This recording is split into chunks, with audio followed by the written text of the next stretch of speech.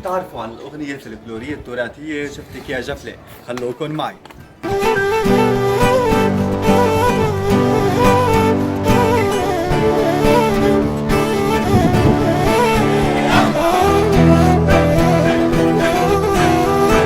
بسوريا وبالتحديد في قرية جميلة تدعى دير ماما، وعرفت هي القرية بكثرة الشعارين فيها، وكان من المعروف انه هي القرية اذا كان فيها عرس فهو عرس يستحق المشاهدة، ومن هؤلاء الشعارين الشعار محمد الأسعد.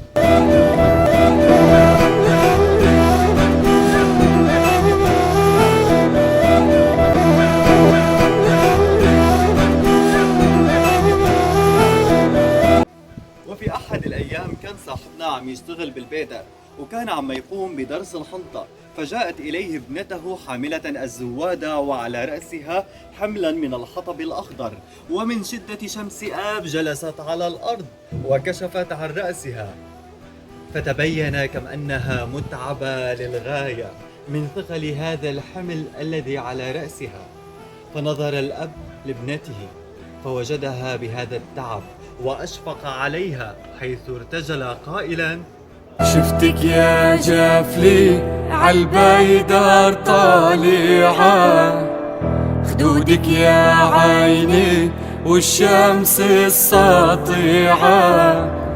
شفتك يا جفلي عالبيدر طالعة، خدودك يا عيني والشمس الساطعة.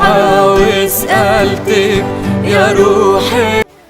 وبعد ما ارتاحت البنت طلبت من والدها انه يساعدها على وضع حملة الحطب على رأسها، وتفاجأ الوالد من ثقل حملة الحطب فلعن الفاقة والفقر والعمل الشاق، حيث قال: حملة الحمل وقالت ردالي، هو الحطب أخضر علي متقلي، لا العن بالحطب عبو المنجلي، لا العن بالحطب عبو المن. فرحت البنت بالأغنية يلي ارتجلها والدها، وعادت للقرية وهي عم تغنيها.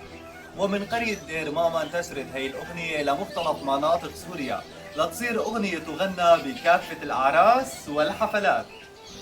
بالختام بدي أتشكر مطعم عرش المملكة على هالاستضافة. أما بالنسبة للعنوان ورقم الهاتف فبتشوفوه أسفل الشاشة.